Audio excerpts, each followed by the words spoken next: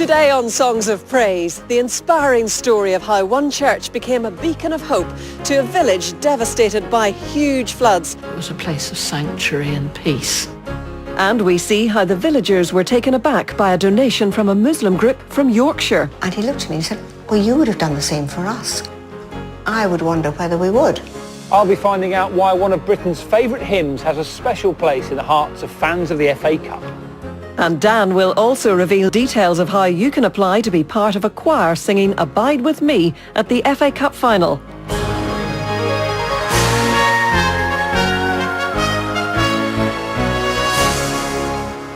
And of course there's some fantastic music from around the UK, including one of Scotland's premier singer-songwriters, Eddie Reader, who talks about her lifelong love of hymns. It just made me feel like there was something magical. But we start the programme with a song of celebration.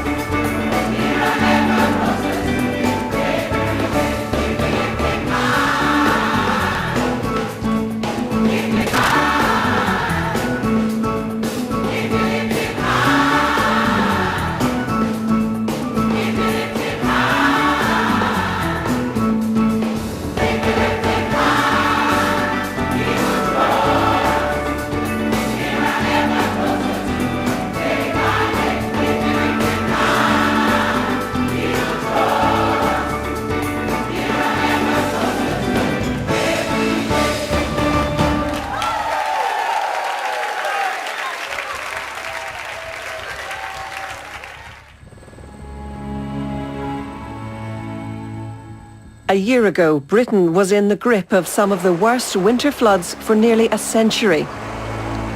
This road leading into the Somerset village of Muchelney was swamped with water up to 4 feet deep, meaning many of the residents had to be ferried in and out by boat. Ironic then that during Saxon times the village name meant Big Island, which is exactly what it became. Two of its hardest hit residents were retired doctors Elizabeth and Peter Nightingale, whose home had already been ravaged by floodwater just 12 months earlier. But this time the water rose even higher. Gosh, Elizabeth, this is something you don't see every day. A canoe in your hallway. Yes, well that was Sandy. This is your son? Yes. And he came home in the canoe and canoed into the house. Gosh. Good morning, Mother, he said. You can smile now, but it was a dreadful scene. Couldn't believe it, because we'd only had the house back together for 6 weeks. Our beautiful house ruined again. As villagers struggled to cope, many turned to Muchelney's church, which became an emergency relief centre. And 12 months on, residents are remembering the crucial role the church played as the village was cut off for an incredible 10 weeks. And I don't live in the village. I had to come in by boat to see them. And it was just so good to see everyone pulling together.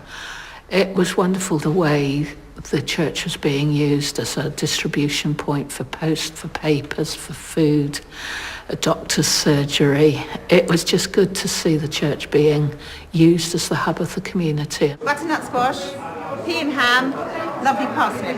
Oh, pea and ham, please. Just as they did during the floods, the church continues to feed and unite the community. And today, I'm lending a helping hand too. One ladle or two.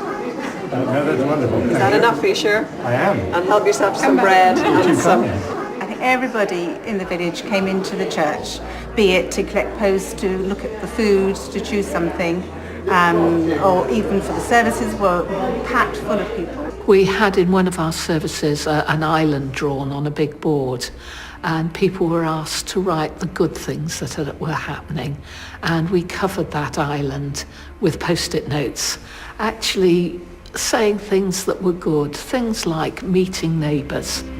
In addition, we had a tray with a cardboard cutout representing each house in the village. Those stayed here before the altar the whole time during the floods, with a candle burning. Many across Britain were so moved by the pictures on daily news bulletins that they pledged cash to the relief effort. Later, we'll find out about a generous donation from a Muslim group, which really touched the hearts of the villagers. It was a life-changing event, I think, for most of us. And it's something we'll always think about. Throughout the whole period, there was one hymn which kept the residents going. Be still for the presence of the Lord, the Holy One is here. Come bow before Him now with reverence and fear. In Him no sin is found. We stand on holy ground. Be still for the presence of the Lord, the Holy One is here.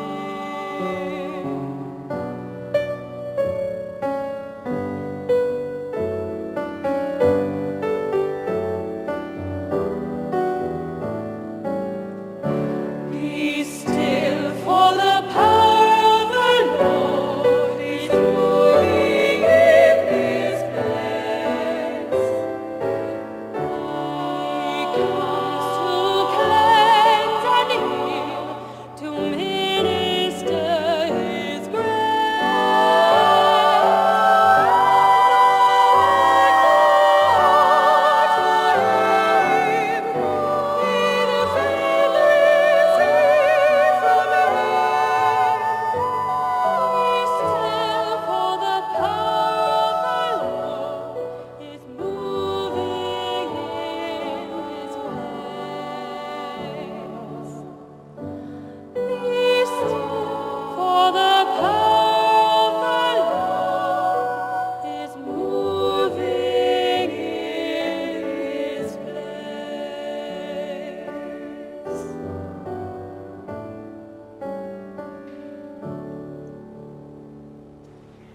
Thankfully, the church here in Muchelney was not directly affected by the floods, so everything's intact, including its organ.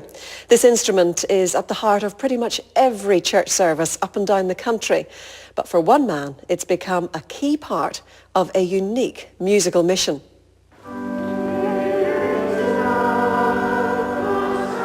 At this church in Cardiff, the regular organist is John Richards, a man who's been playing the organ since he was a young lad. But now, in his 70s, he's attempting to complete an unusual challenge. I would love to be able to play every cathedral organ in the UK. With nearly 100 in total, that will be no mean feat. And it's quite an ambition for a man who stopped playing altogether in 1992 after the sudden death of his first wife. I was attending a local church at the time and used to play regularly on a Sunday morning. But after Barbara died, suddenly from a brain hemorrhage, I couldn't find my way to the church anymore. I wasn't interested. And therefore I stopped playing.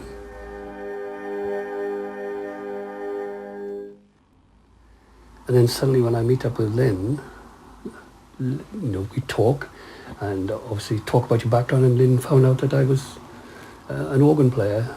She then worked in her own way to get me back to it.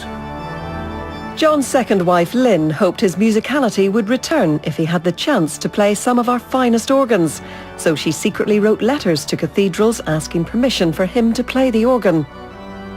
I wanted to get the love of music that he had. I wanted to restore it and repair it.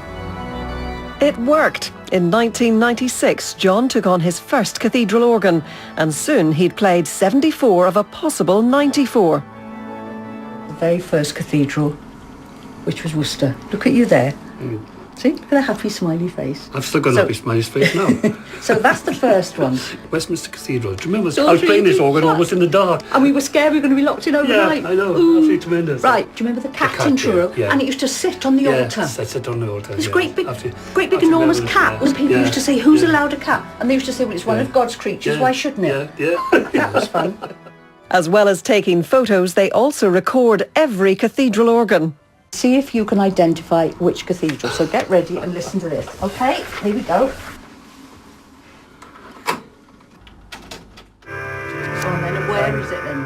And I think by listening to the sound, it's St. Paul's Cathedral. Yes! Well done, you are. The memories John and Lynn share are all the more precious because in 2005, serious illness brought the organ playing to a halt once more. He had an illness called endocarditis, which is bacteria in the blood, which had gone through his system and had eaten the valve of his heart, travelled from his heart up behind his eye, had eaten behind the eye and was heading for the brain. And those doctors said on 2 occasions, I don't think he's going to survive. At that time, we didn't share it with you, did we? No. But we came through because of the wonderful service and the treatment we had. It worked. He was saved. Now fully recovered, John's ready to take on the cathedrals once more. Playing in Manchester Cathedral in a few weeks' time. That'll be my first cathedral since my operation. So that's a tremendous step forward again. So after a break of almost 10 years, next week we'll find out how John copes playing Manchester Cathedral's organ, number 75 on his list of 94.